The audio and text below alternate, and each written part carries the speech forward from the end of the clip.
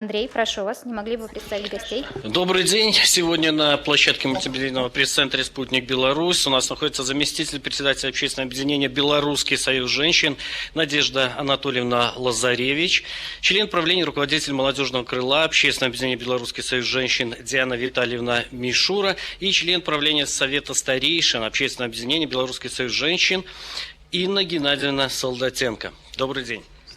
Спасибо большое, Наталья. Переходим к вам. Добрый день. На площадке «Спутник Южная Осетия» сегодня Засеева Жанна Виссарионовна, председатель общественной организации «Лига женщин Южной Осетии», Гаглоева Белла Бутазовна, кандидат исторических наук, главный консультант отдела национального образования Министерства образования и науки Южной Осетии, также входит в состав Лиги женщин, и Гаглоева Элисо Харитоновна, кандидат филологических наук, доцент кафедры русского языка Юго-Остинского государственного университета. Здравствуйте. Спасибо большое. Инау, мы переходим теперь к вам. Представьте, пожалуйста, гостей, которые собрались в Сухуми. Здравствуйте, дорогие коллеги! Сегодня на площадке «Спутник Абхазия» в Сухуми Кварчели Ада Алексеевна, первый заместитель министра просвещения Республики Абхазия, Кишбагули Михайловна, секретарь Общественной палаты Республики Абхазия, и Хурхмал Виктория Валерьевна, выпускница президентской образовательной платформы Международного потока «Женщина-лидер». Спасибо большое. Коллеги, мы очень рады, что удалось сегодня собраться столь представительным составом. Но в начале нашего разговора я хотела бы ознакомить вас с приветственным письмом в адрес участников видеомоста, руководителя Россотрудничества Евгения Александровича Примакова. Я хотела бы его зачитать. Итак, искренне рад приветствовать организаторов и участников телемоста «Партнерство без границ». Современный мир преподносит нам большое количество испытаний и трудностей. В такие кризисные моменты многие из нас ищут спасения в традиционных ценностях, дружбе, крепкой семье. Роль быть проводником всех этих важных сегодня вещей ложится на плечи хрупкой и одновременно сильной женщины, хранительницы очага, матери, которая передает из поколения в поколение знания, традиции, помогает найти нравственные ориентиры своим детям. Так сложилось издавна. Сегодня роль женщины изменилась. Она прекрасно совмещает работу и дом. Женщина, как никто другой, понимает всю важность семьи не только для человека, но и для всего государства. Ведь стабильная семья – это основа стабильного государства. Именно поэтому в России 2024 год объявлен годом семьи. И меня особенно радует, что Союз женщин России, объединяющий сотни и тысячи женщин, в полной мере осознает важность этих идеалов и уделяет этому особое внимание. Из года в год деятельность организации становится все более масштабной, выходя на международный уровень. А множество программ затрагивает ключевые для нашего государства аспекты. Желаю всем участникам телемоста успехов и продуктивной дискуссии, а также процветания и благополучия. Евгений Александрович Примаков. Я отмечу, что инициатором видеомоста стал Союз женщин России. Я предлагаю посмотреть небольшой видеоролик об этой организации. Коллеги, пустите, пожалуйста. Союз женщин России – это десятки тысяч женщин, объединенных желанием работать, творить и созидать. Мы защищаем интересы женщин, семьи и детей через работу женсоветов по всей России. Указом президента Российской Федерации в 2018 году организации присвоен статус общественно-государственной. Наша цель – содействие повышению статуса женщин в обществе, их роли в политической, экономической, социальной и культурной жизни страны, защита их интересов.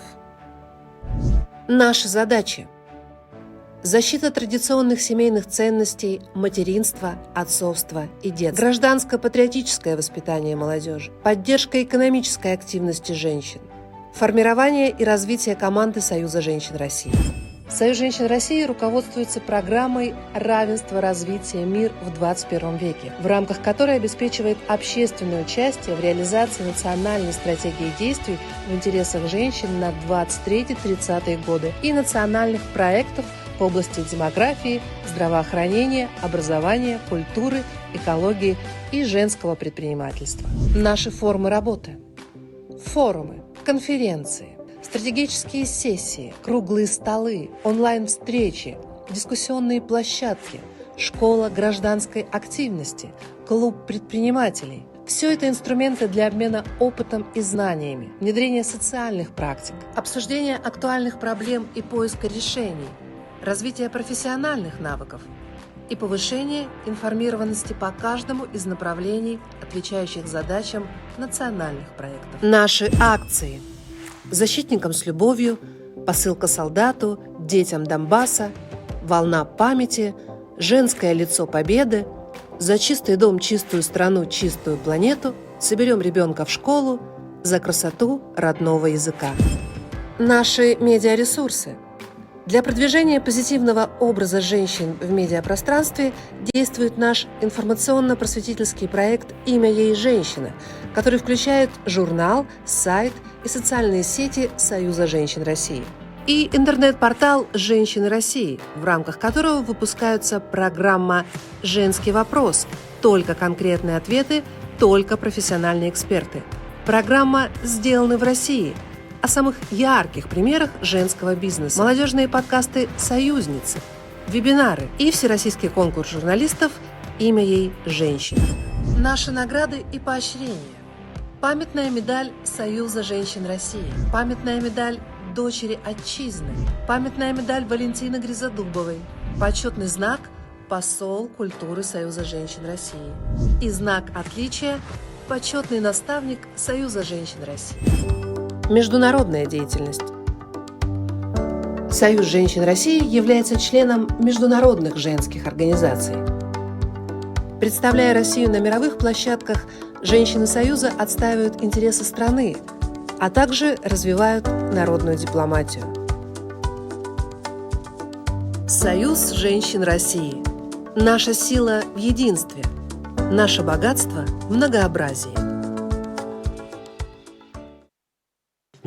Ну что ж, мы видим, что деятельность весьма многогранна. Екатерина Филипповна, я передаю слово вам. Не могли бы вы открыть нашу встречу? Добрый день еще раз, подруги. Всех приветствую. Союз женщин России. 5 лет нам в этом году уже исполнилось как общественно-государственная организация.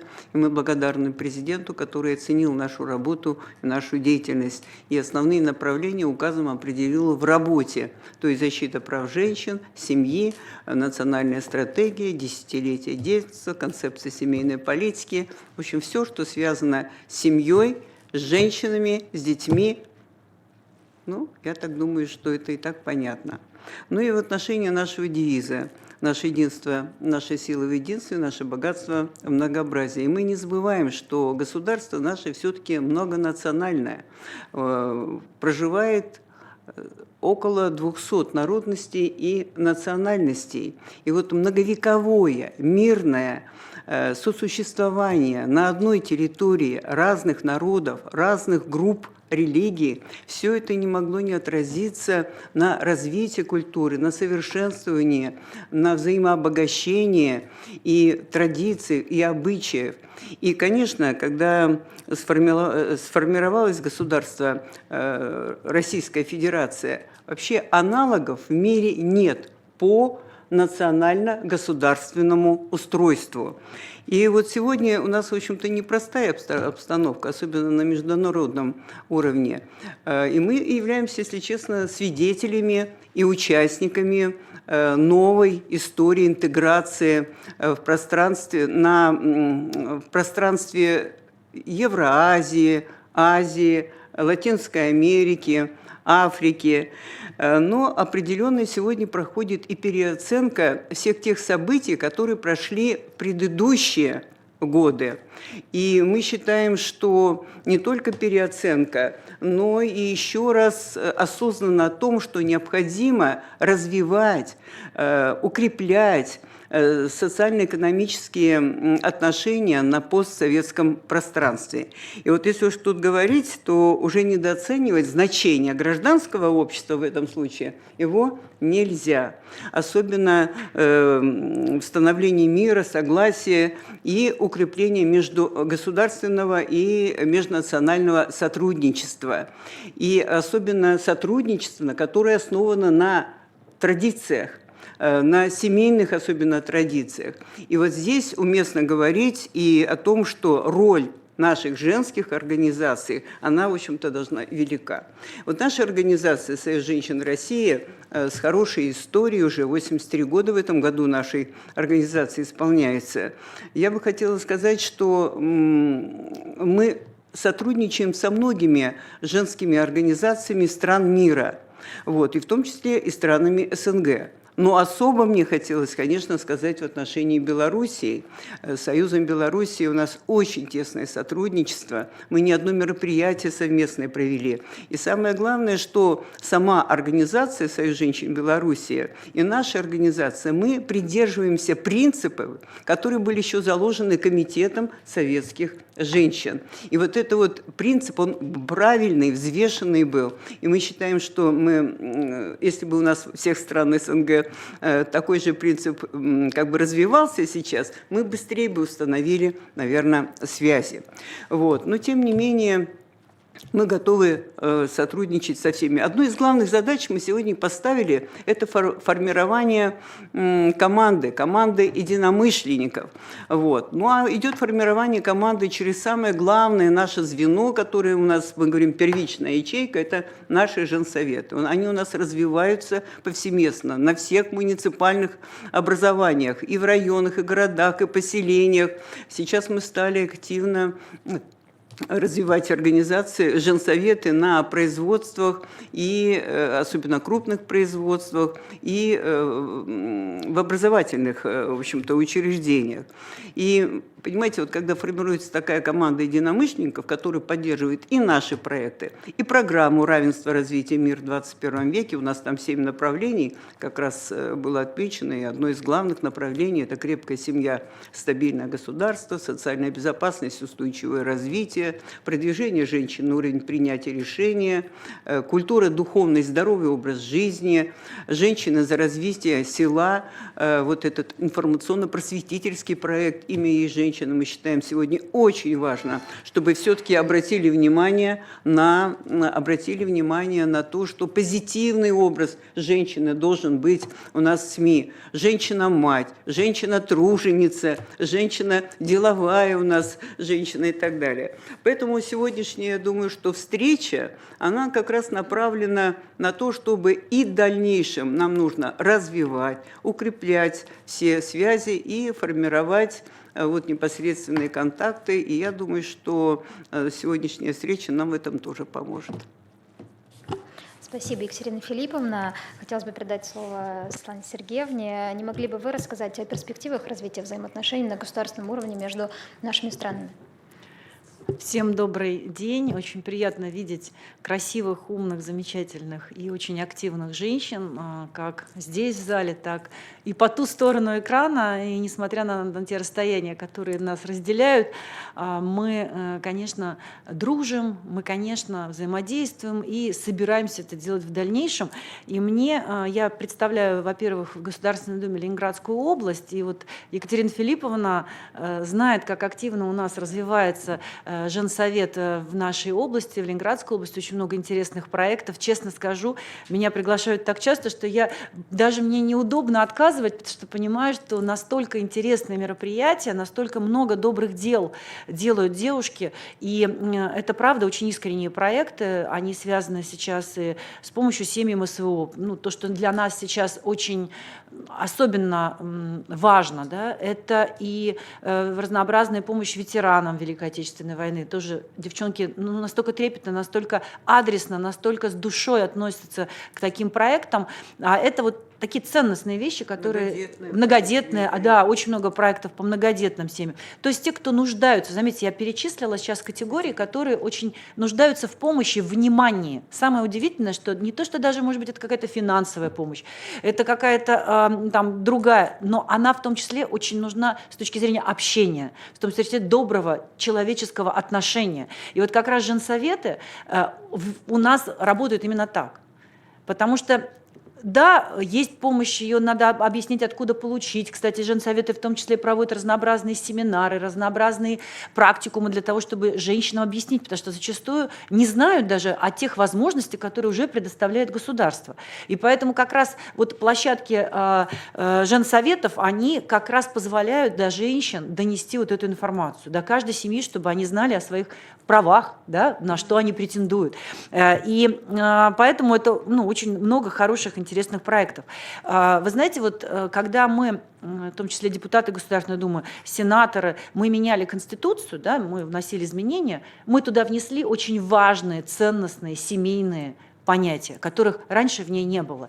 Потому что мы это решили уже, вроде всем было понятно, все и так ясно, но мы видим, куда катится мир, и что, оказывается, не всем все ясно. И если это не закреплено Конституцией, то, извините, могут быть прыжки в сторону, отхождение от каких-то даже ценностных вещей. Но точно вот в наших странах, которые сегодня в том числе участвуют в заседании нашего телемоста, несомненно, эти ценности железобетонные. Мы за семью, год семьи объявлен в этом году в России, мы за нашу традиционные ценности, духовные ценности. И все страны, которые сегодня с нами на связи, это тоже страны, которые в том числе поддерживают все духовные ценности и связи между друг другом. Я так волей судьбы получилось, что избиралась еще и от Абхазии. У меня там 4 прекрасных района, которые я представляю. Это часть Гадаутского района, Гальский, Ачимчир и Ткварчал. И я там бываю, честно признаюсь, бываю. Я взаимодействую, и у нас есть совместные проекты, как я называю, с женщинами как раз Абхазии, с Иланой Джопуа. Я реализую проект уже 3 года. Это, в Абхазии что? Что в Абхазии золото, да? Мы все знаем, это абхазские мандарины. Поэтому я благодарна то, что Абхазия дарит детям Ленинградской области. Началось это, кстати, с детей из ковидного периода, когда мы врачам, которые работали ночами, часами, сутками, спасали человеческие жизни, мы им дарили как раз мандарины, в отделения все привозили. Это сейчас расширилось, это сейчас уже и ветеранам. И, то есть, это прямо у нас вот перед Новым годом самый лучший подарок, это, конечно, абхазское золото. Поэтому спасибо огромное Абхазии, то, что мы вот этот проект с женщинами вместе реализуем, и я думаю, что мы его еще, может быть, и расширим, потому что, правда, получилось очень интересно, и люди, и дети, они прям, особенно, знаете, дети с ограниченными возможностями, когда я привожу апельсины, они их нюхают, это просто невероятно, они вот прям для них это такой праздник, и вот этот праздник дарит нам солнечная Абхазия. Я за это крайне благодарна. И я уверена, что мы вместе реализуем прекрасные проекты и другие, и вот мы сегодня презентуем, говорим о том, что Женсовет, Союз женщин России, это организация, которая существует, во-первых, очень долго. Вы знаете, много кто приходил, уходил, какие-то появлялись новые движения, организации, но есть вот основа, да, вот есть костяк, и он держится. Потому что бывает, приходят новые лидеры, появляются какие-то новые веяния, но они какими-то временными являются. Вот все-таки, когда есть система, а мы говорим про систему, то это работает десятилетиями, годами, может быть, я надеюсь, столетиями. Так и будет на долгие-долгие годы. Поэтому мы, наверное, больше здесь рассказываем сейчас и о движении Союз женщин России. Я с Екатериной Филипповной была еще с самого начала, когда первый раз избралась в Государственную Думу в 2007 году, и вот как-то мы уже сотрудничаем столько лет, и потому что здесь вот основа очень правильная, очень четкая, понятная, с понятными проектами, поэтому будем взаимодействовать с нашими прекрасными женщинами. И я как спортсменка, я как раз сегодня уже сказала, что 18 лет сегодня со дня моей победы, и, знаете, все говорят, вы отмечаете 14 февраля. Я говорю, да, я отмечаю любовь к своему спорту сегодня, к той победе, которая у меня была.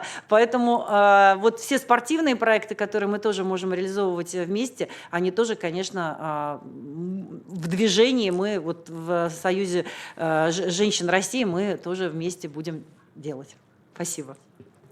Светлана Сергеевна, спасибо вам большое. Мы знаем, что у вас сегодня очень плотный график, и мы не смеем вас больше задерживать. Да. Спасибо, У меня сегодня, правда, у нас сегодня выступает на правительственном части Лавров.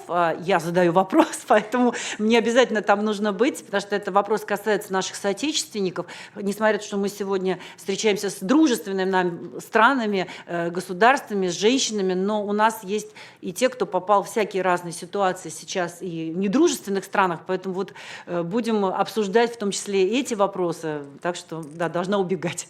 Спасибо вам большое.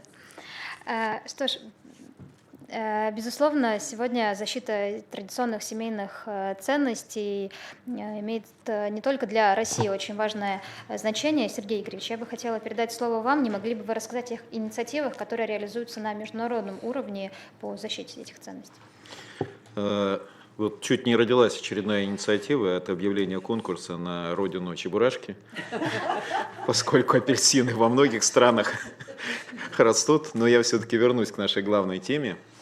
И прежде всего хочу поприветствовать наших коллег из общественных палат других стран. Мне очень приятно, что вы принимаете участие в нашем мероприятии, а секретарь Общественной палаты Российской Федерации Лидия Юрьевна Михеева является членом Бюро Союза женщин России.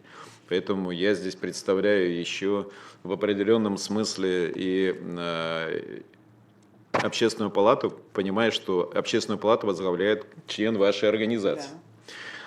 И, конечно же, все мы выросли с пониманием, что Комитет советских женщин – это та организация, в которую всегда можно прийти за решением вопросов. Многие мужчины, конечно, очень боялись этой организации, но все-таки эта организация возникла для решения проблем женщин, трудящихся женщин. И она много сделала за прошедшие годы. И то, что в этом совсем недавно она получила статус общественно-государственной организации, это совершенно новая форма. Это значит, что эта организация фактически является уполномоченной организацией по защите прав женщин, материнства, детства и отцовства теперь уже, да, потому что появляются союзы отцов. Вот, и это очень много значит, о многом говорит. Что касается традиционных семейных ценностей, поскольку наша комиссия тоже занимается этим вопросом, то 2 года назад мы инициировали подписание соглашений о взаимодействии между общественными и религиозными организациями по сохранению и укреплению традиционных семейных ценностей. Причем мы на основе общественных обсуждений выделили 7 базовых ценностей. Это семья, основанная на браке, как союз мужчины и женщины. В России это конституционная норма. Это забота о детях от зачатия ребенка.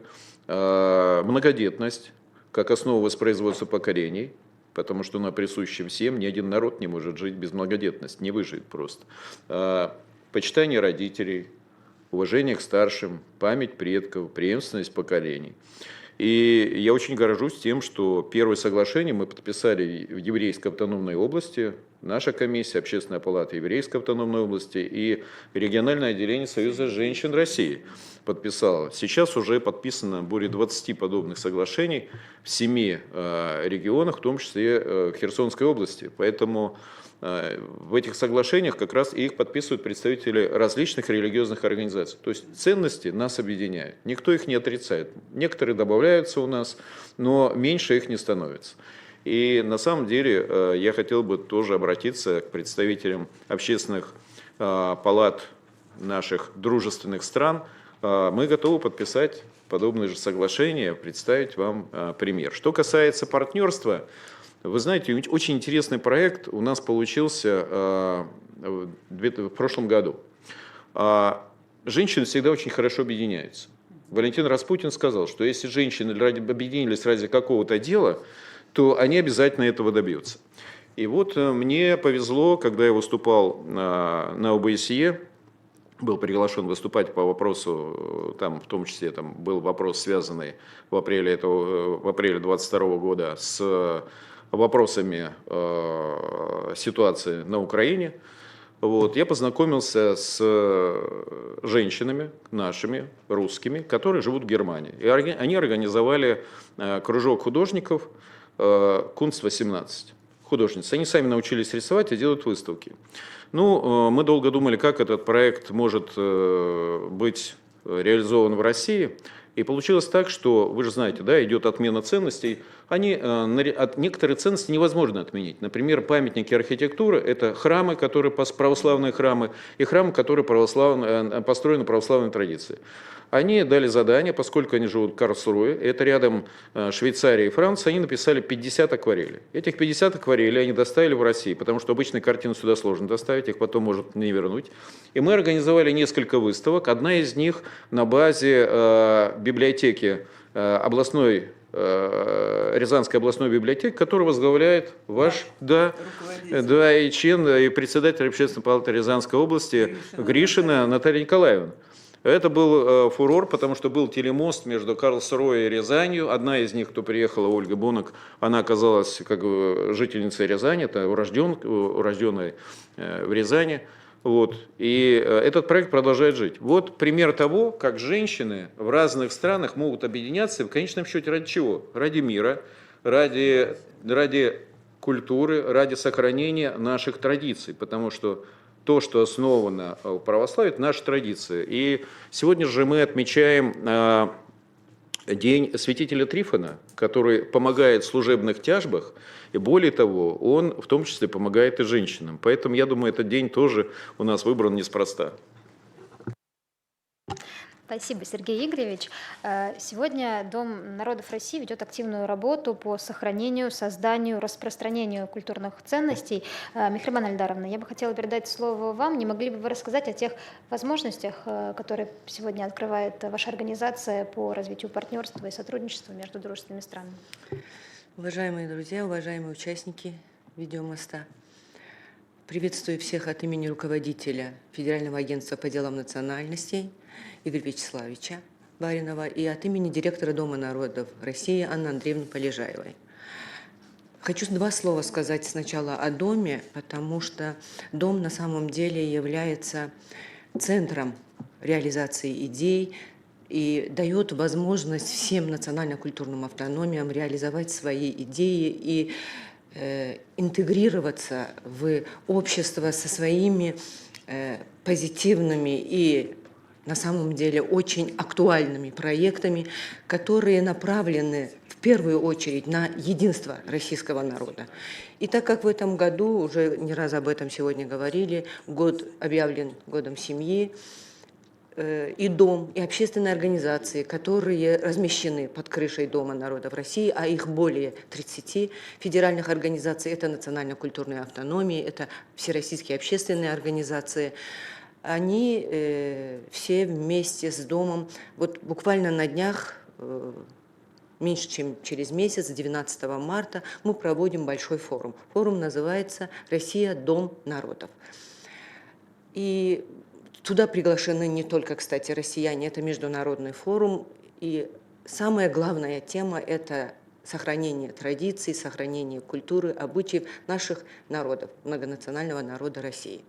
Вы знаете, на самом деле, те общественные организации, которые размещены под крышей, цели и задачи изначально у всех у них – это сохранение традиций, культуры, обычаев и языка родного. И слава Богу, что у нас в России, в нашей стране есть все эти возможности. И это и субсидийная поддержка со стороны государства общественным организациям.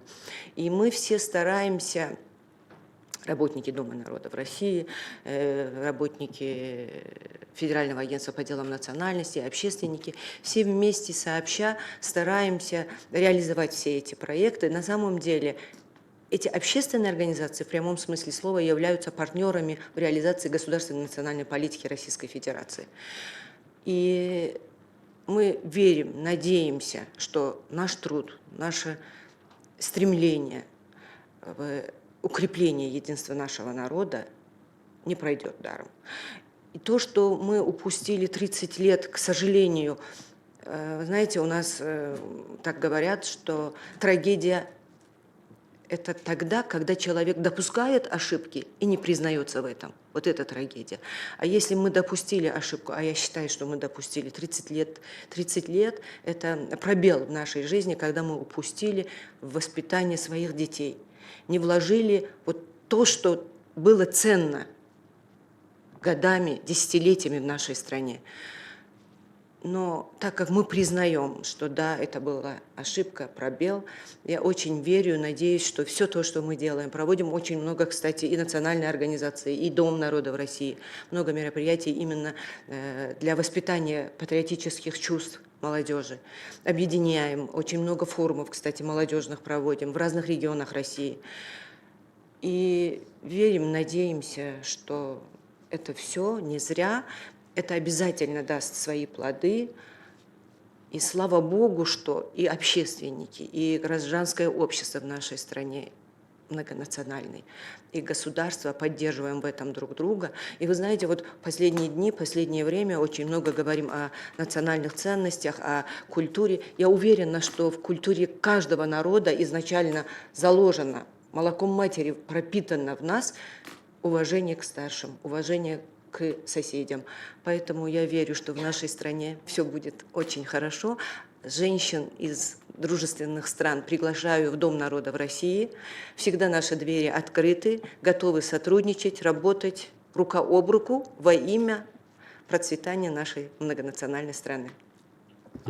Спасибо большое, Мехрибан Ильдаровна. Ну что ж, я теперь предлагаю перенестись на площадку в Сухум. Коллеги, Инал, прошу вас. Спасибо. Я передаю слово первому заместителю министра просвещения Республики Абхазия Аде Алексеевне Кварчели. Приветствуем вас всех. Хотим поблагодарить от участников с нашей стороны за ваше приглашение. Для нас это очень ценно, тем более на такой площадке, как под названием «Партнерство без границ». Знаете, та повестка, которую вы поставили, это сохранение семьи, культурно-традиционные ценности, сохранение культурно-традиционных ценностей. Конечно, у нас тоже, несмотря на то, что мы стараемся сохранить институт семьи, он у нас, в общем-то, можно сказать, мы как бы поддерживаем этот институт. Все равно наши традиции, обычаи по отношению к старшим, взрослым, все равно это у нас проходит в нашей жизни красной линии, но тем не менее те процессы, которые происходят в мире, конечно же, тоже влияют и на нас.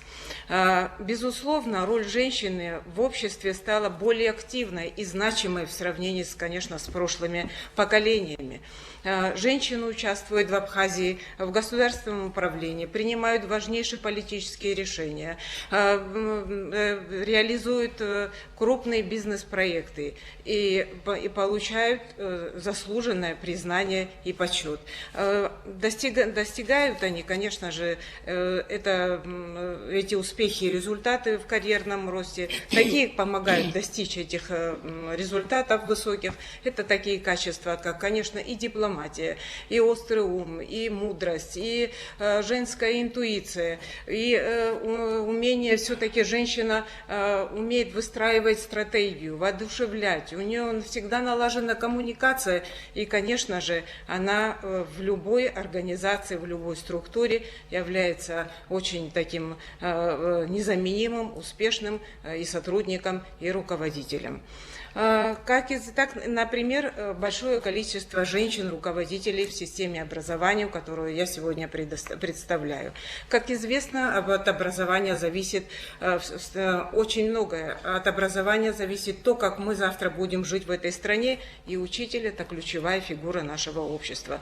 От учителей зависит будущее. Иными словами, учитель – это архитектор будущего страны и общества.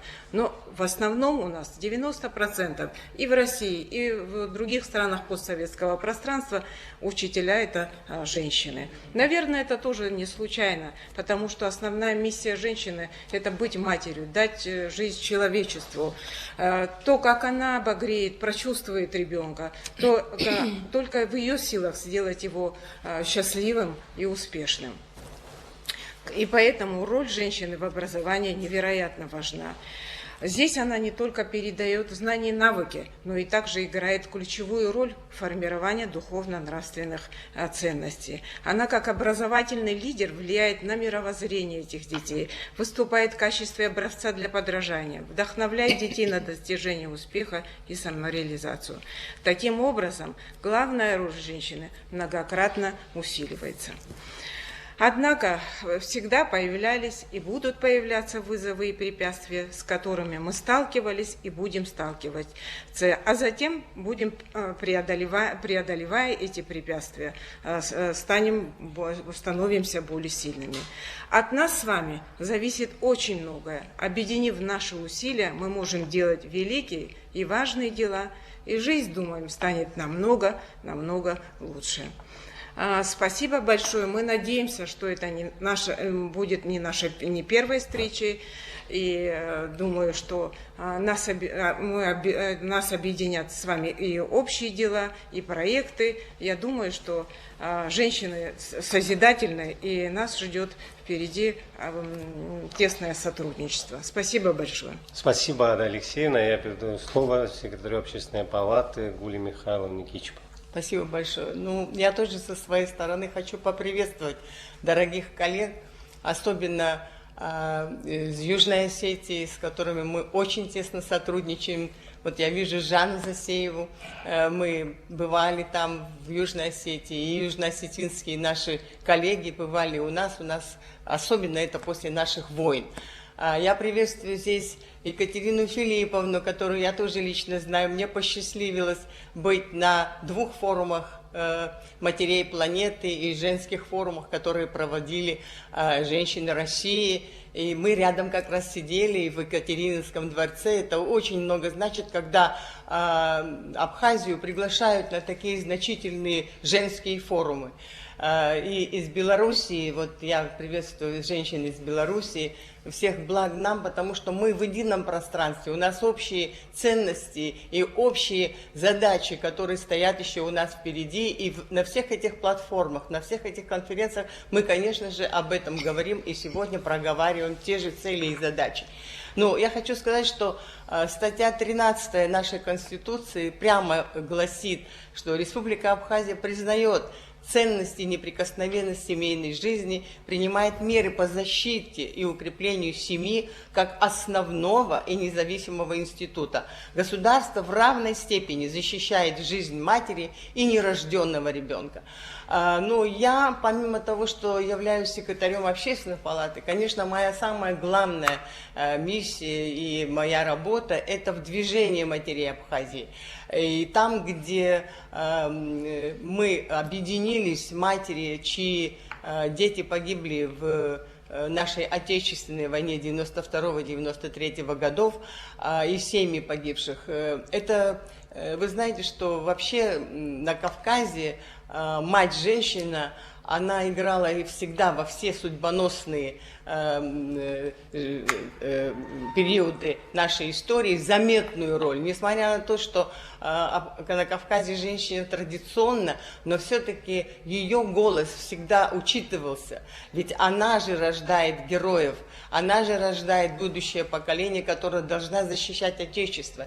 И сейчас великие российские женщины, вот их сыновья, воюют сейчас за справедливость, за те ценности, которые нам были всегда во главу угла поставлены нашими предками. Мы за те устои, которые бы не нарушали наши вот эти традиции и наши гуманные какие-то свои задачи. Я что хочу сказать, что вот в движении матерей, когда шла война, матери хотели только мира.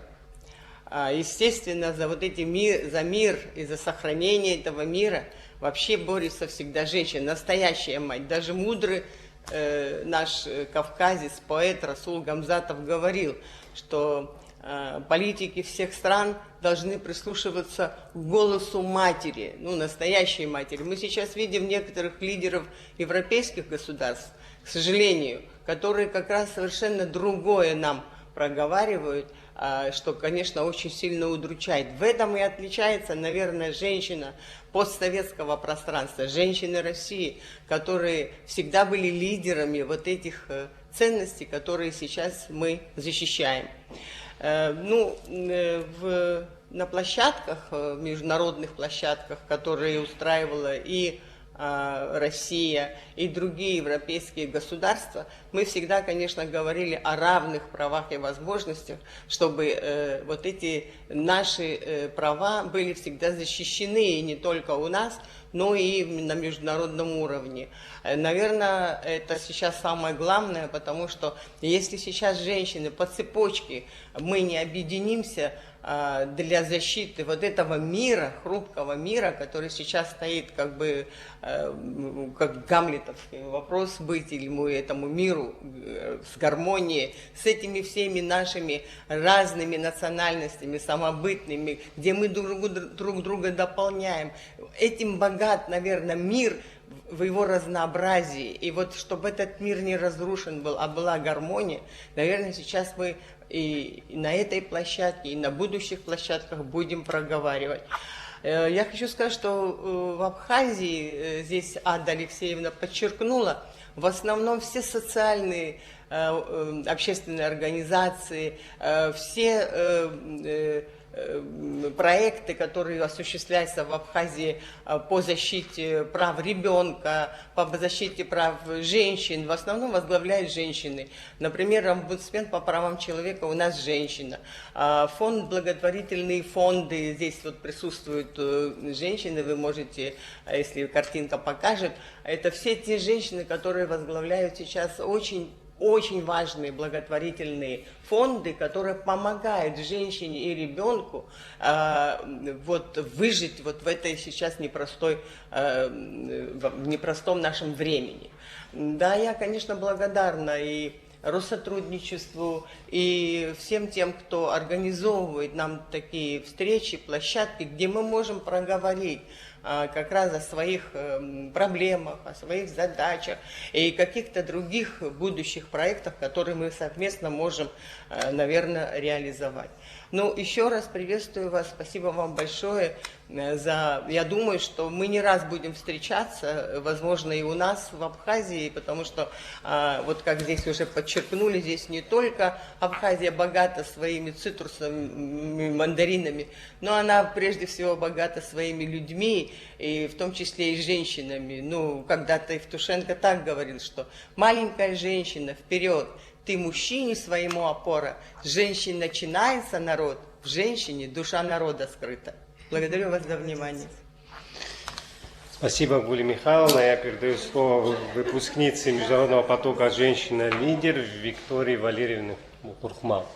Добрый день, уважаемые коллеги. Приветствую Екатерину Филипповну Лахову. Очень приятно быть участником сегодняшней встречи. Хочу выразить глубокие слова благодарности советнику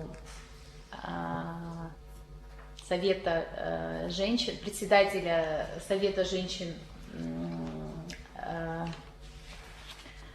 Надежде Олениной, а также председателю Совета женщин города Сочи Татьяне Ромашкиной за высокоорганизованное и приятное сотрудничество. Ну, как все отметили, всем известна роль женщины на всех площадках, о том, что мы являемся маяками добра, движения в жизнь. У всех у нас есть мечты и видения, но только лидеры превращают свою мечту в миссию. Уверена, что сегодняшняя наша встреча послужит развитием наших дружественных отношений, и мы создадим площадку мягкой силы, которая послужит поводом сохранять, развивать приоритетные направления, как духовно-нравственные традиции, культурное наследие и национальную идентичность. Благодарю за внимание. Спасибо, Виктория. Я передаю слово в Москву. Спасибо большое, наши уважаемые спикеры, за те важные слова, которые были сказаны.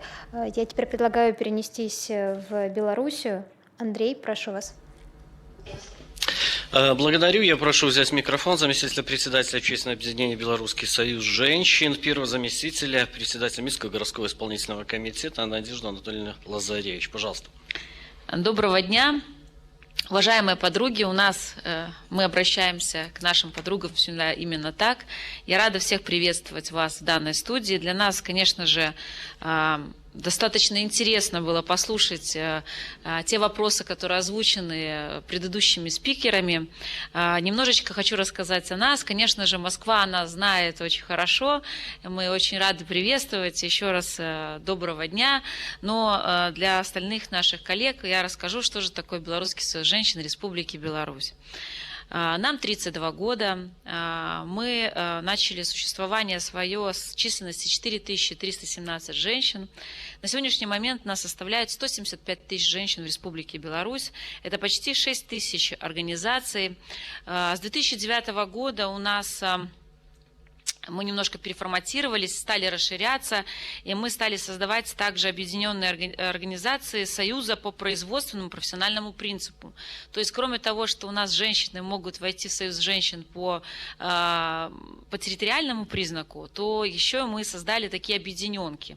Вот, например, объединенку Белорусского союза женщин промышленности возглавляю я в том числе, потому что 2 года назад еще я работала в промышленности, и, конечно же, нам хотелось показать мощь белорусской женщины промышленности, и только в таких союзах это можно сделать.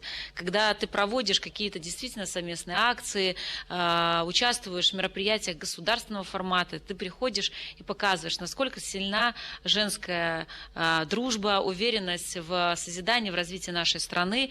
Поэтому у нас есть объединенки и банковской сферы услуг, и также МЧС, силовые структуры. Вот там, где нас много, но никто не ожидал, что, вот, например, именно там в силовых структурах или в промышленности тяжелой есть такие активные женщины. Вот мы показываем эту силу и мощь. И мы очень плотно работаем, конечно же, с нашей основной организацией, с республиканской, это Белорусский союз женщин. В 2009 году наш президент вручил нам премию за духовное возрождение именно за те проекты, которые мы проводили в 2009 году. У нас достаточно много проектов. Мы были инициаторами, и 25 лет назад Белорусский союз женщин инициировал учредить в нашей стране праздник День матери. И 3 года назад мы инициировали, и нас поддержана наша инициатива, это учреждение праздника День отца.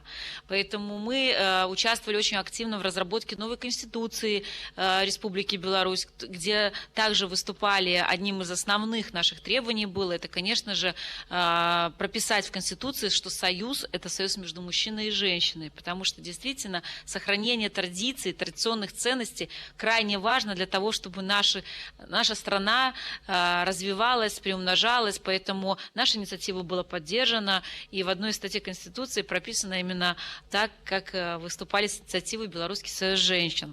Что же в части акций? Конечно же, у нас огромное количество, и мы поддерживаем, наша одна из любимейших акций, это «Беларусь помнит. Женское лицо победы», которую мы проводим каждый год, приурочена к 9 мая. Она у нас уже разрастается в международном формате. Мы ее проводили совместно из Российской Федерации. Вот в этом году мы пригласили к нам Вьетнам.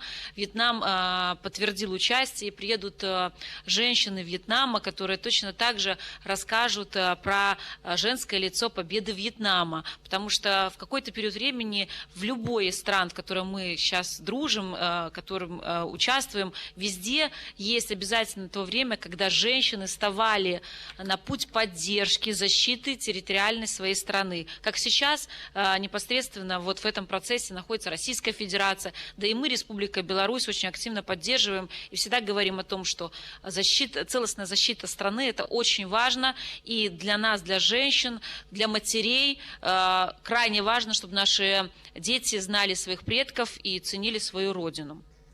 Также мы вот буквально в этом году, в прошлом, в 2023 году, проводили мероприятие, очень нам оно близко по духу, это проект «Ее рук дело», это наши женщины, которые в основной своей профессии занимаются другим, банкиры, медики, преподаватели, но они находят в себе силы и желания и делают уникальные вещи, как создание картин. Кто-то рисует кистями художественно, кто-то вышивает. И вот эта акция у нас проходила буквально прошлый год. Основные картины лучшие были представлены в президентском дворце. Александр Григорьевич поддержал нашу инициативу. И, конечно же, мы потом эти картины провели аукцион, реализовали, деньги направили на поддержку деток с отклонениями, там, где больше необходимы те ресурсы, которые после реализации этих картин прошли. Поэтому у нас много мероприятий. Сейчас у нас мероприятие, это точно такая же акция, это под названием «Другая глубина». Это уже больше ориентировано на людей, которые с какими-то заболеваниями, но они вместе с тем тоже хотят творить и проявлять себя в творчестве, поэтому сейчас у нас этот год проходит именно эта акция. Мы все картины выставляем на общее обозрение, у нас есть уникальный торговый объект, который реализует только белорусские товары. Мы всех вас приглашаем, пожалуйста, приезжайте, и вот в этом торговом объекте все могут посмотреть картины, то произведение искусства, которое делают сейчас наши ребята, ну, скажем так, с ограниченными возможностями, да, спасибо, подсказывают. Ну и, конечно же, молодежное крыло мы создали, где наша молодежь проявляет себя максимально во всех творческих и не только, и бизнес-идеях. Ну и, конечно же, бизнес-женщины мы не обошли стороной. Буквально в прошлом году мы создали новое крыло, это наши бизнес-женщины. Спасибо большое. Москва приезжала к нам на этот форум, участвовала активно, поддерживала наших женщин и встречно принимала нас в Москве буквально в конце прошлого года, где мы еще раз обсудили наши точки соприкосновения, где наши бизнес-вумен могут проявить себя и познакомились. И я вам больше скажу, есть уже проекты, которые реализованы между Республикой Беларусь и Российской Федерацией, непосредственно Москвой. Конечно же, я рада приветствовать Сухуми. Вы знаете, у меня вот очень теплые сложились впечатления, взаимоотношения с вашим мэром Бесланом Федоровичем. Огромный ему привет. Он у нас был неоднократно в городе Минске. Мы точно так же проводим встречи и мероприятия, связанные с развитием местных органов власти. Это я уже как за мэра говорю, поэтому, конечно же, ему огромный теплый привет. Я рада, что вот вокруг него такие действительно достойные женщины, которые активно поддерживают интересы своей страны и всегда на защите, так сказать, своего региона стоят. Ну и в завершении хочу сказать, что, конечно же, мы рады будем участвовать в каких-то международных форумах совместных. Нас всегда Российский союз женщин приглашает. Буквально 1 марта я буду в Ульяновске выступать тоже на встрече Союза женщин России и от Республики Беларусь. Мы всегда благодарны за это. И в завершении скажу, что мы вот планируем к 9 мая, я призабыла, сейчас хочу обратить на это обязательно внимание, мы планируем открыть мемориальную доску Валентине Гризодубовой в городе Минске, поэтому если у вас будет возможность и желание, мы всех рады будем видеть, чтобы поучаствовать в таком, мне кажется, очень знаковом событии Белорусского союза женщин и российского. Спасибо большое за внимание. Спасибо, Надежда Анатольевна. Я передаю слово члену правления Совета Общественного объединения Белорусский союз женщин, директору Республиканского научно-практического центра онкологии и медицинской радиологии Эмилия Александровна. Инна Геннадьевна Солдатенко, пожалуйста. Добрый день, уважаемые коллеги, уважаемые подруги. Я приветствую всех из Минска.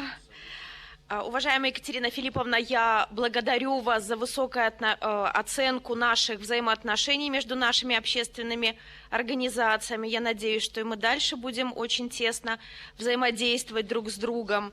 И, уважаемые коллеги, я вот объединяя под своей гидой женщин, медиков и представителей всех наших флагманов отечественного здравоохранения, в общем-то, мы немножечко так, более узкие проекты вам сейчас озвучу. Мы, как врачи, понимаем, что вот в той сфере, в которой мы обладаем максимально, ну или больше всех знаниями, мы можем быть полезны для наших женщин. Ну, не секрет, что, наверное, женщина Беларуси, женщина России, она в том числе и мужчина. Понимаете, так складывается порой жизнь. И о ней должен кто-то позаботиться. И мы, как представители субъекта гражданского общества, должны позаботиться об этой части нашего гражданского общества, а именно о наших милых женщин. Для того, чтобы... В каком, значит, виде мы проявляем такую заботу, да? У нас проходит ежегодно акция, которая называется «Здоровье женщины, здоровье нации». В рамках данной акции мы проводим раннюю диагностику онкологических заболеваний, организованных коллективов, предприятий, где работают наши уважаемые женщины. Я вот представлю немного статистики, вообще для чего мы взялись за это дело. В Республике Беларусь ежегодно более 55 тысяч новых случаев онкологических заболеваний. 60% из этого числа – это у женщин выявляется. Наша задача как врачей – выявить данную патологию на самых ранних этапах. Поэтому мы и выходим в коллективы, у нас подготовленные спикеры, у нас подготовленные презентации, мы выходим в коллективы, наша работа, она как бы состоит из двух частей. Сначала мы образовываем наших женщин и объясняем, для чего она должна обращать внимание на свое здоровье. Потому что наша женщина очень занята, наша женщина очень загружена. Онкологическое заболевание, которое сейчас, наверное, бич человечества, на ранних этапах себя не проявляет никак. Поэтому женщины, к сожалению, замечают это у себя достаточно поздно, когда у нас, в общем-то, мы порой разводим руками, как медики. Поэтому мы выходим в организованные коллективы, мы проводим разъяснительную работу. У нас есть центры, которые принимают женщин вот из этих организованных коллективов в установленное время и проводят скрининговые мероприятия. Основными заболеваниями, которые мы мониторируем на сегодняшний день, это рак шейки матки и рак молочной железы, по которым, в общем-то, Республика Беларусь лидирует в части новообразований. Те результаты, которые мы получаем, они нас, с одной стороны, очень пугают, а с другой стороны, мы рады, что наши женщины отзываются на эти акции, что они приходят, что они участвуют. Поэтому я делюсь с вами такой информацией, я думаю, она будет полезна в том числе и для вас, для работы ваших общественных организаций. Спасибо. Спасибо, Ирина Геннадьевна. Я прошу взять микрофон руководителя молодежного крыла Общественного объединения «Белорусский союз женщин» Диану Витальевну Мишур, пожалуйста.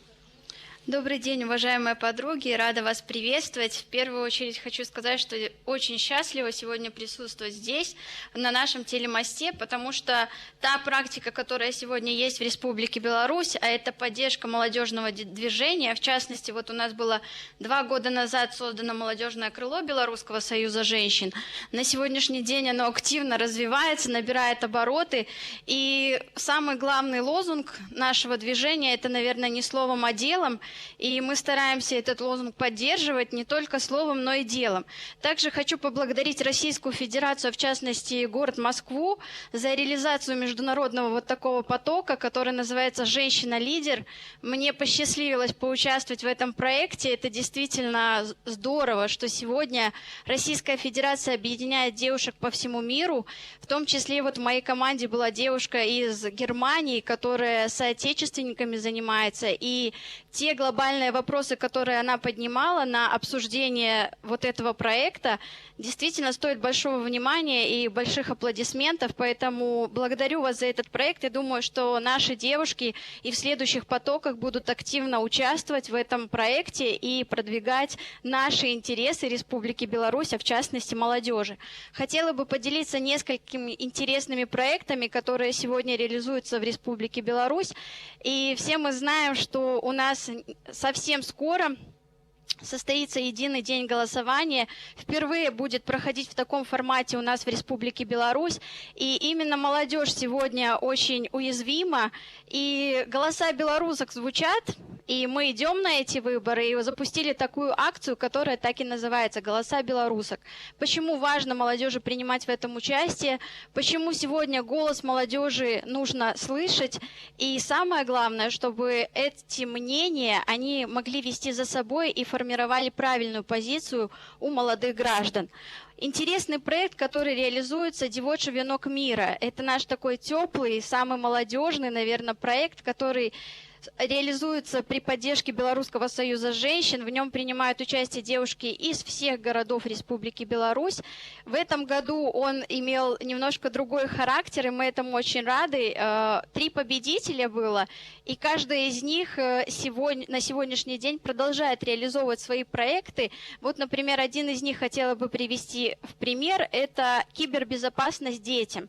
Почему сегодня подростки так ведутся на социальные сети, и как же не увести их куда-то вглубь и научить правильно пользоваться социальными сетями. И ведь сегодня равный обучает равного, и когда молодежь приходит в аудитории и начинает об этом говорить, и начинает предлагать различные методики взаимодействия в интернете, я думаю, что это очень хорошая практика, которая себя зарекомендует. Также я бы хотела отметить наш проект, который называется «Благотворительный бал». Ежегодно семейные традиционные ценности, которые у нас есть. И Надежда Анатольевна сказала, что в Конституции у нас подмечено, что союз между мужчиной и женщиной. И вот этот благотворительный бал – отличная затея, потому что вы видите, у нас символ Василек, это наш символ Белорусского союза женщин. Именно на этом благотворительном бале молодые пары приобретают этот Василек, а все вырученные деньги идут на поддержку. Но кроме этого, эти молодые люди могут познакомиться, а может кто-то даже и создать семью. По прошлому проведенному такому благотворительному балу мы выяснили, что познакомилось 5 пар, которые на сегодняшний день даже состоят в отношениях. А кто знает, может быть, это совсем скоро станет молодая семья. Также я бы хотела отметить, что в Республике Беларусь есть неделя родительской любви. Это как раз-таки день, который начинается с Дня матери и заканчивается Днем отца. И на протяжении этой недели родительской любви мы делаем очень много добрых дел. Звоним мамам, папам, говорим о важности, о семейных традициях.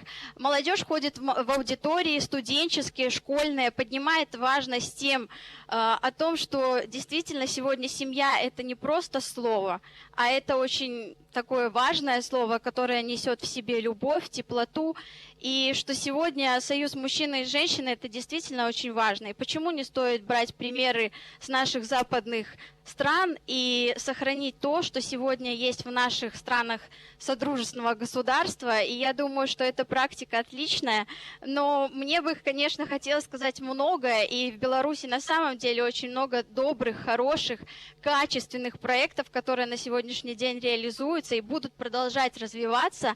Но самое интересное я вам ответила, и хотела бы поблагодарить за то, что сегодня в нашей стране, в наших содружественных странах молодежи уделяется такое большое внимание, и сказать, что мы всегда открыты. На сегодняшний день мы развиваем международные отношения с Ханты-Мансийским автономным округом Югра, Санкт-Петербургским женским альянсом, с молодежным крылом, который на сегодняшний день там тоже развивается, с Москвой.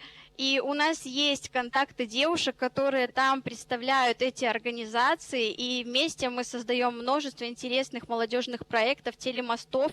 «Женщина-лидер» – проект, который идет и развивается в Российской Федерации, мы его перенимаем к себе, интересные методики. Думаю, что будем дальше двигаться в этом направлении, и желаю процветания нашим странам, а в частности нашим женским организациям. Спасибо.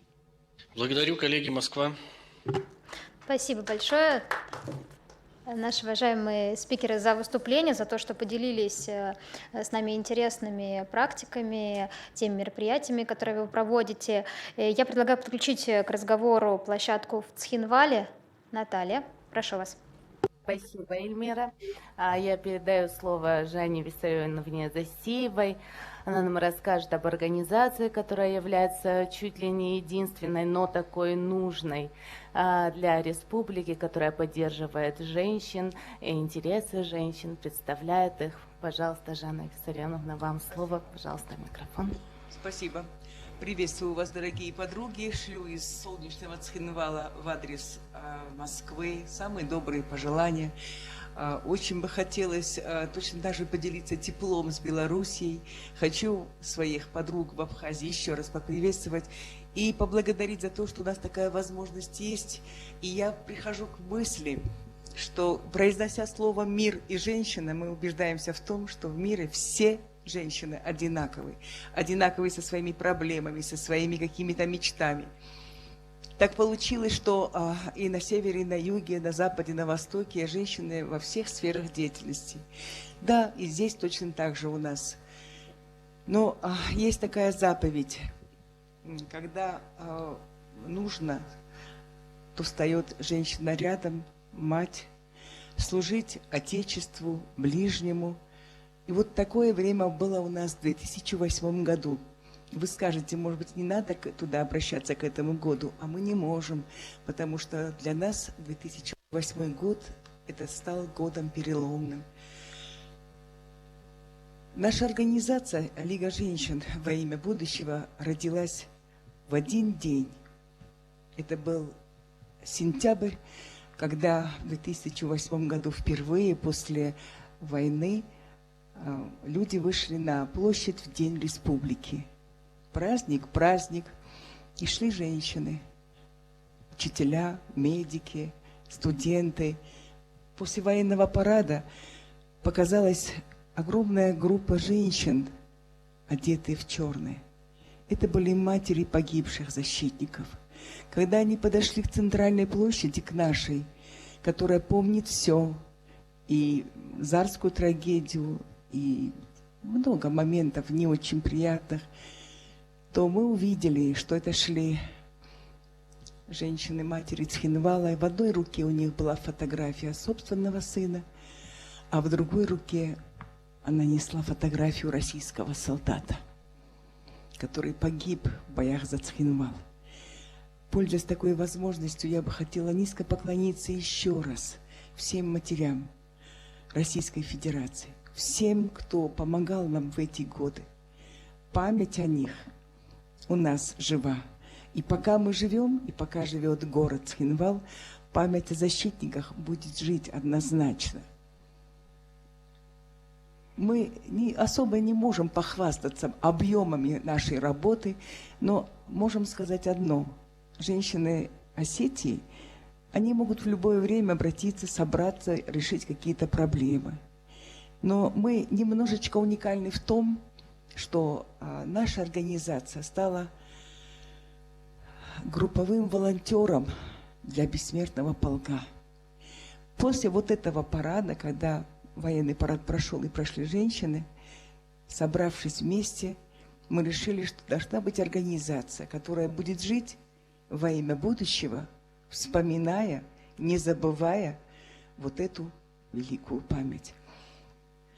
Поэтому, когда мы проводим встречи в районах, в организациях, мы говорим о том, что есть незыблемые традиции, наши, национальные, семейные. И в первую очередь, на первом месте, там память. И мы этому радуемся, потому что если памяти нет, значит, нет такого народа. Мы на сегодняшний день совместно с общественным движением «Бессмертный полк» проводим много мероприятий. Интересных, хороших, нужных. В настоящее время мы работаем над проблемой, которая еще живет. У нас более 7 тысяч было пропавших без вести в Великую Отечественную войну. Все школьники республики знают, что работа по поиску без вести пропавших им доступна. И они приходят, и они вместе с членами штаба работают. На сегодняшний день мы нашли 1519 без вести пропавших. Но для нас война еще не закончилась, потому что осталось очень много. И вдруг новая война. Это война в 2008. У нас больше 130 погибших, без вести пропавших. То же самое матери в первую очередь. У нас есть фонд по поиску без вести пропавших Лидия Ивановна Кудиева, которая занимается этим вопросом. И, наконец, дорогие подруги, это СВО. Мы каждый день рядом с теми, кто потерял своих детей, своих сыновей. Чем мы можем помочь? Только соучастием, и состраданием. Тем не менее, все, что положено, это делается, но организация для нас как спасение.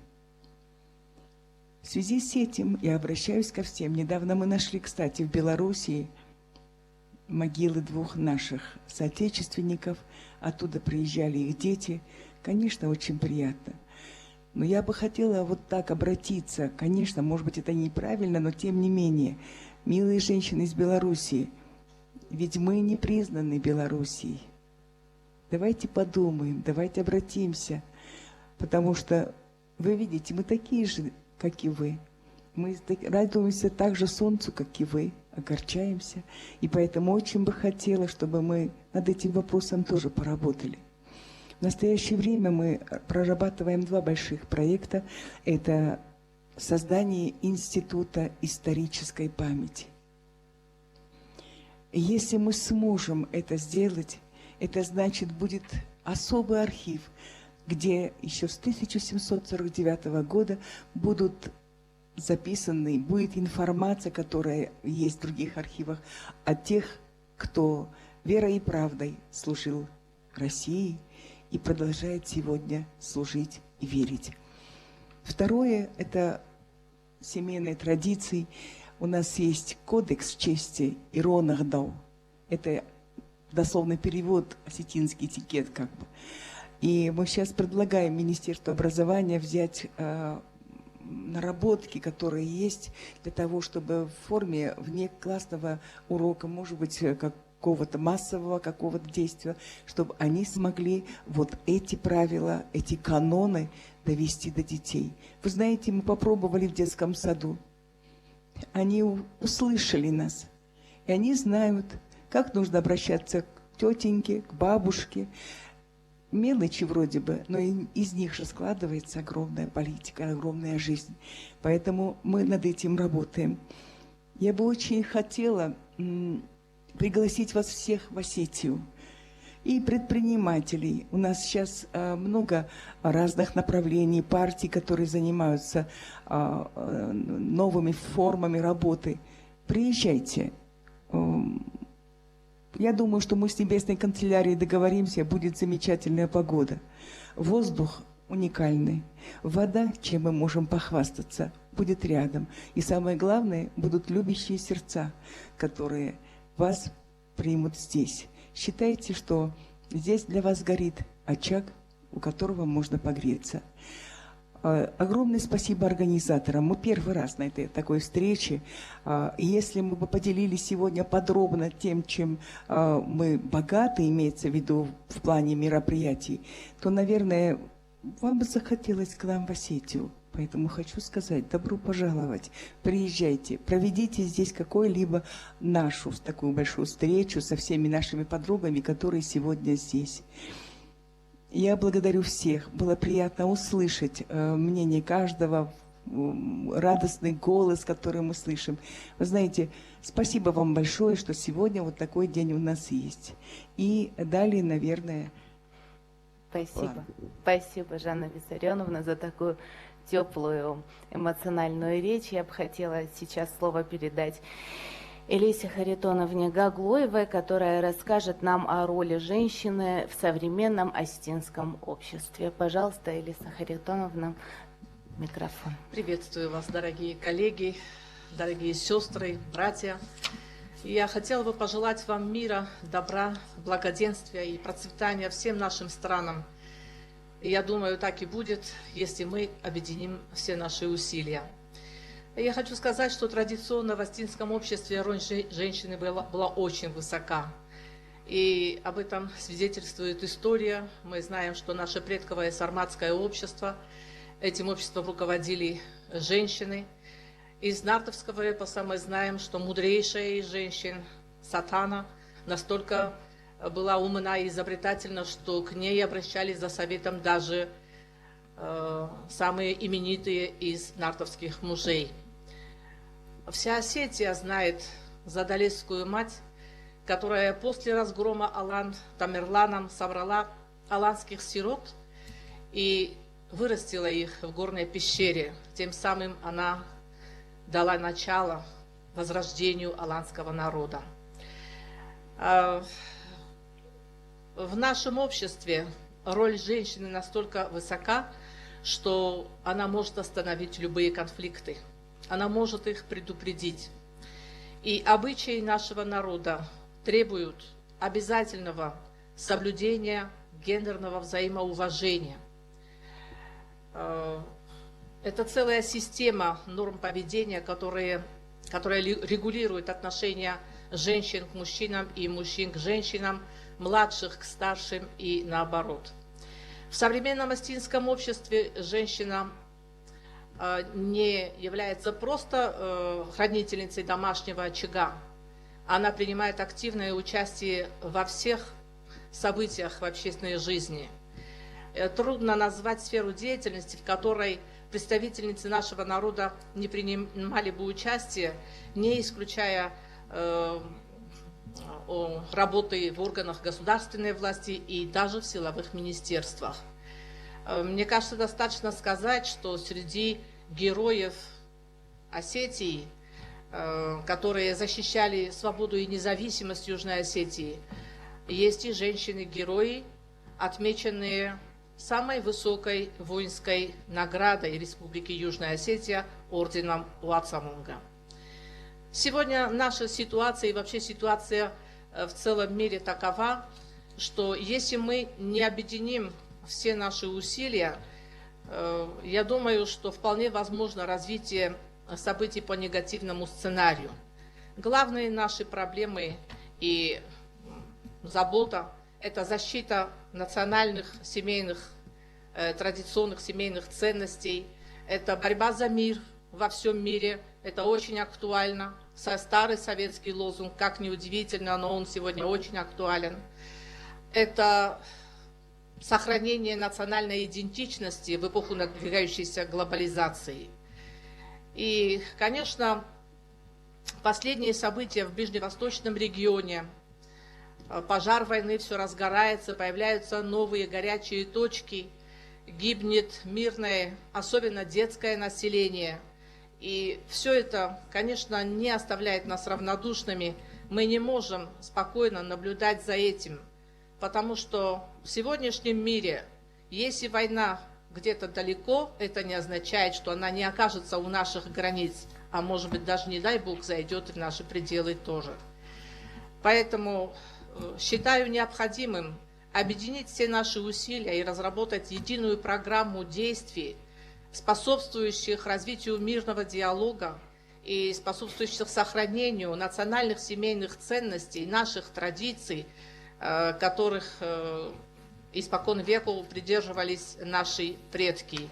Я думаю, что наши усилия должны увенчаться успехом, и голос женщин должен звучать с высоких международных трибун.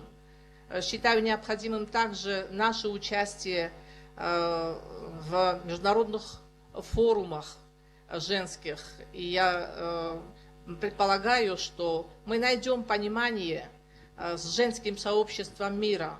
Южная Осетия открыта к диалогу, и она хочет включиться в этот диалог с тем, чтобы внести свой вклад в развитие мира во всем мире. Спасибо, дорогие мои. Спасибо большое. И теперь хочу еще передать слово Белле Ботазовне Гаглоевой, которая расскажет о создании программы по поддержке и усилению роли женщины в решении различного уровня задач. Пожалуйста, Белла Ботазовна. Спасибо, Наталья. Добрый день, рада приветствовать вас всех. Мне понравилось очень такое теплое обращение. Добрый день, коллеги, добрый день, подруги.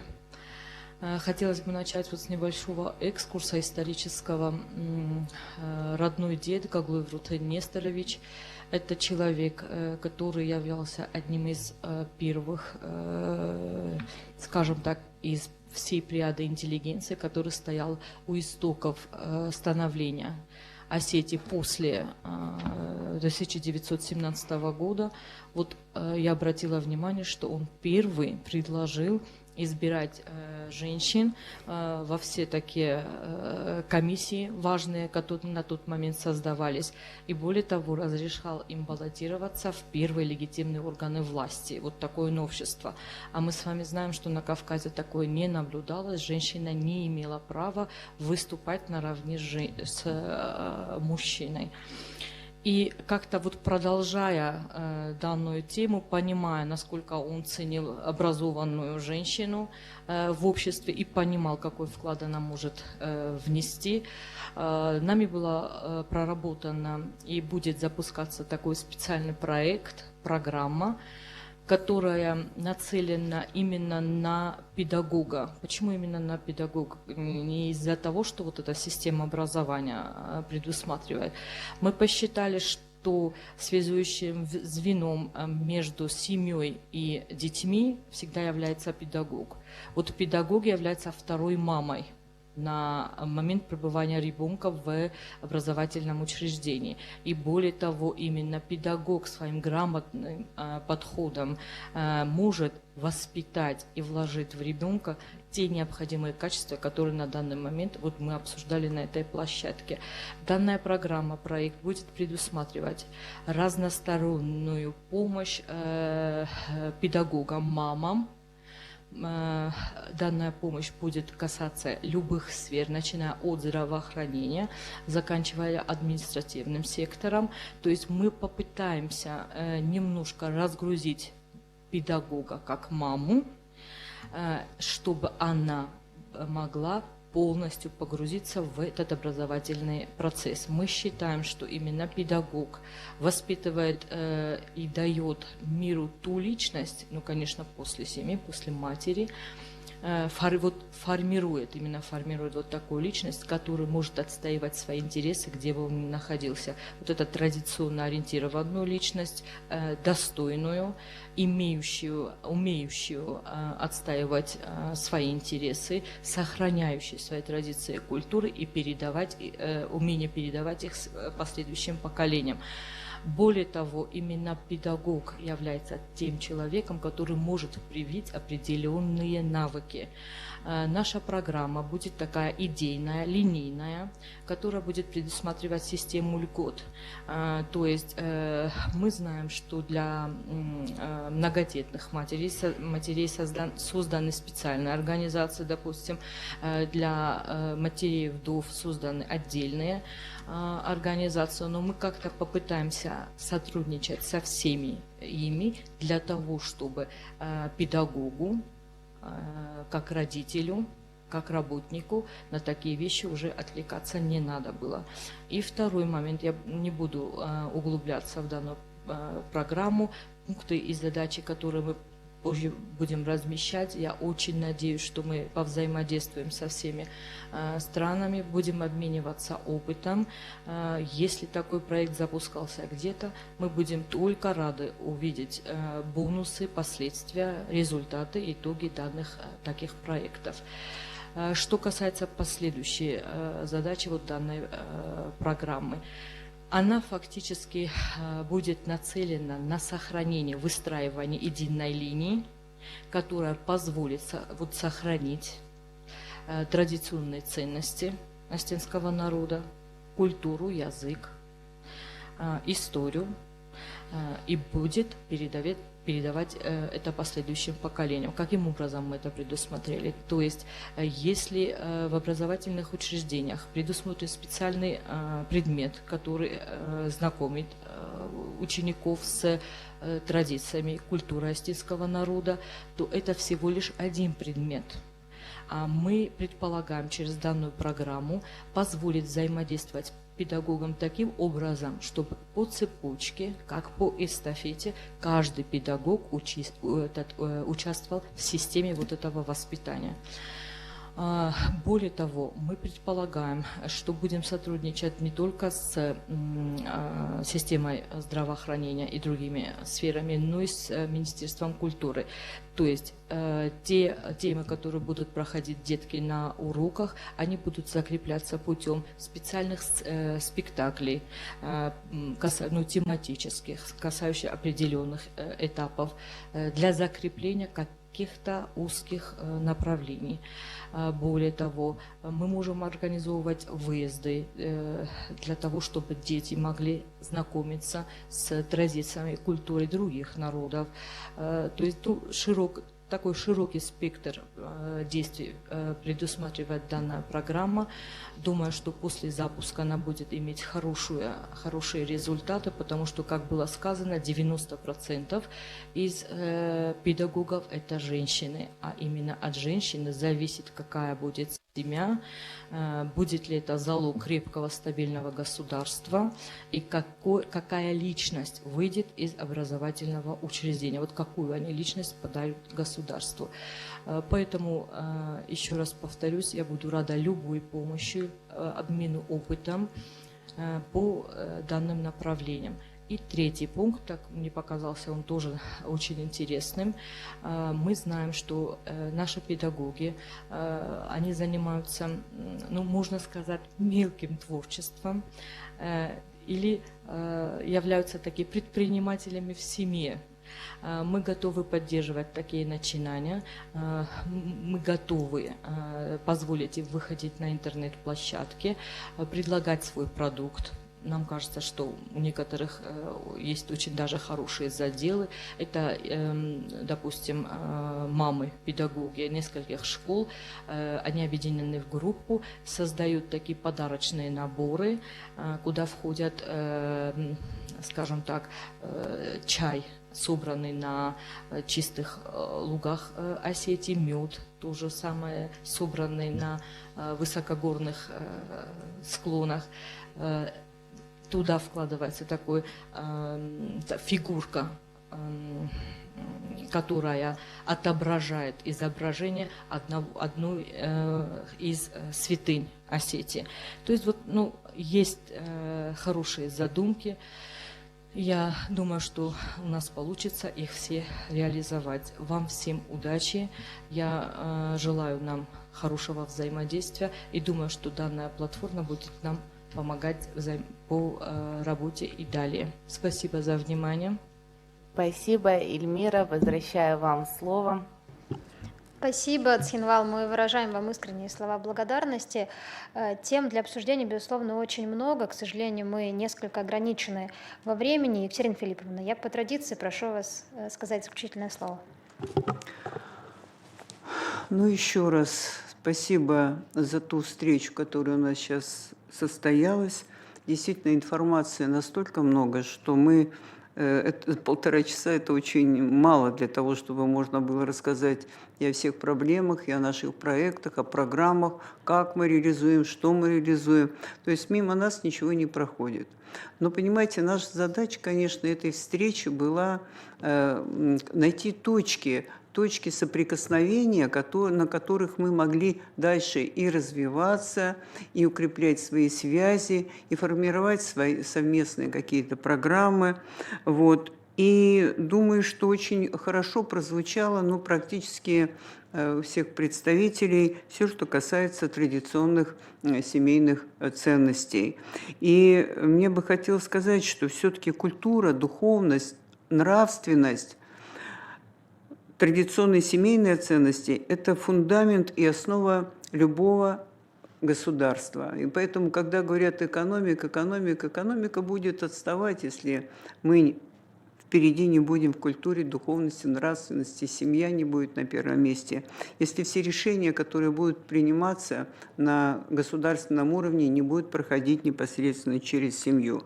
Мне бы хотелось отметить, что действительно наших недоброжелателей довольно много на международном уровне, которые очень агрессивную стали проводить политику против России, особенно все, что касается традиционных семейных ценностей. У них была вся деятельность направлена на то, чтобы разрушить эти ценности. Причем они проникают во все сферы нашей жизни, и телевидение, и у нас и в культуру, и в образование, Ну и про интернет мы вообще молчим. И даже в спорт. Поэтому мы, когда приводим примеры, когда уже, извиняюсь, в женских видах спорта трансгендеры занимают там призовые места и так далее.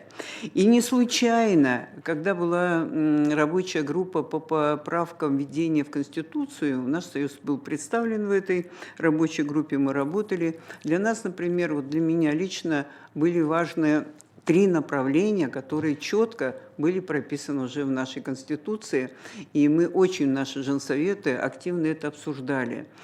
Первое, во-первых, традиционные семейные ценности, в 114 статье у нас появилось слово, это раз. Потому что когда не было этих статей, иногда было очень трудно мне встречаться с международными организациями и доказывать, и говорить, что это как будто бы моя позиция. А когда уже в Конституции, это все, это самый главный основной закон, на который я опираюсь.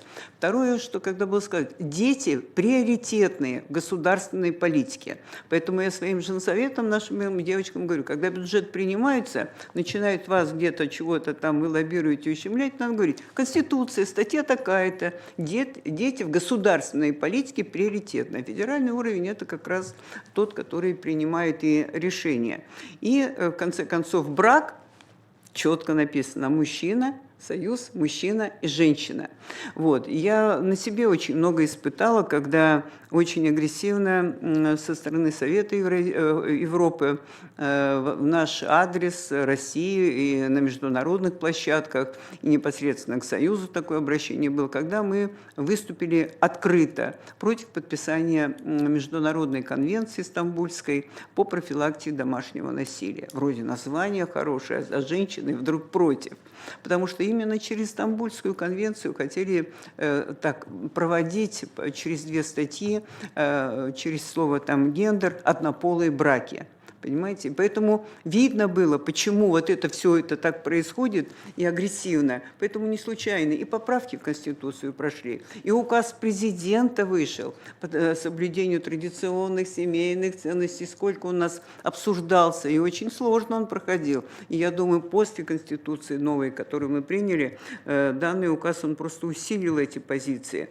И в отношении вот наш Союз женщин России, мы издали, например, книгу «Атлас. Традиции народов России». Никто еще не сделал, но мы как общественная организация, но мы такой атлас издали, потому что в Конституции записали традиционные семейные ценности, а вы спросите старшеклассника или спросите студента, а что ты понимаешь по традиционными семейными ценностями? И мы своим девочкам, женсоветам поставили задачу. Мы должны понимать, что это традиционные семейные ценности. Это как заповедь такая. Но для того, чтобы они поняли, для этого надо еще кого нам научить?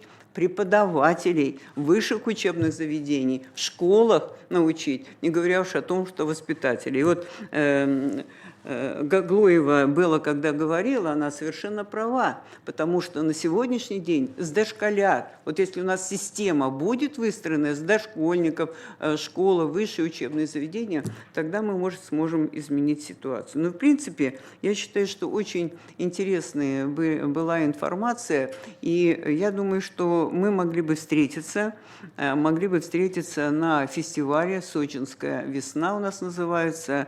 Фестиваль это женского социального творчества, и как раз там мы и традиционные семейные ценности, мы о них будем говорить. Он будет проходить фестиваль у нас в апреле, 18-20 апреля, поэтому я думаю на площадках, и где и мастер-классы будут, и дискуссионные площадки будут, где можно будет действительно пообщаться и обменяться и опытом, и, может быть, еще новые инициативы появятся.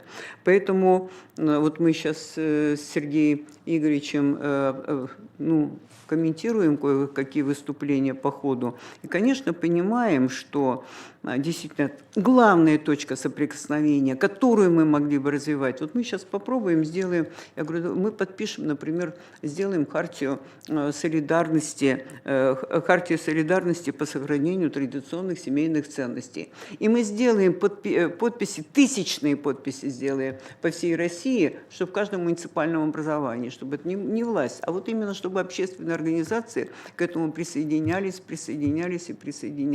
И только тогда мы сможем сохранить государство. Потому что ту агрессию, которую мы испытываем со стороны международных различных институтов, она сегодня просто ощущается. Вот тогда мы демографию поправим. Так ведь? И когда модно будет, тогда многодетную семью иметь и так далее. Вот так. Поэтому... Так? Вы хотели сказать? Да, я хотел сказать, что абсолютно правы. Вот наша комиссия называется «По демографии, защите семьи и детей и традиционных семейных ценностей», а я расшифровываю так, очень сложное название, что только на основе традиционных семейных ценностей мы можем полноценно защитить семью и детей, и только полноценная защита семьи и детей позволит нам преодолеть наши демографические трудности и обеспечить воспроизводство поколения, уверенное в будущее нашей страны. Но если мы научим только еще на сегодняшний день нашу власть на всех уровнях, муниципальном, региональном, федеральном уровне, что все решения надо принимать через призму семьи. Если мы говорим о здоровье, то семья. А в семье кто? Амбассадором здорового образа жизни является кто? Женщина. Нет. А вот мы хотим, чтобы хранителем очага был у нас и мужчина. Поэтому вот в отношении мужского здоровья, Дня отца, советов отцов мы проводим сегодня очень большую и активную работу. Но я думаю, что это мы все отложим на фестиваль «Сочинская весна» для обсуждения. Спасибо громаднейшее всем подругам. Еще раз всех приветствую вас. Спасибо. Спасибо большое, Екатерина Филипповна. Наши уважаемые гости, которые собрались сегодня на площадке в Москве, в Минске, в Сухуми, Цхинвале, мы благодарим вас за тот важный, содержательный, очень конструктивный разговор, который состоялся сегодня на нашей площадке. Видим, что перспектив для сотрудничества много, важные шаги уже сделаны, и, конечно, мы желаем вам плодотворного и успешного сотрудничества и, конечно, интересных, совместных, добрых проектов. Вас благодарю, конечно же, за проявленный интерес к мероприятию. Обращаюсь к журналистам, призываю всех подписаться на наши социальные сети, следите за обновлениями. Спасибо. Спасибо, всего доброго.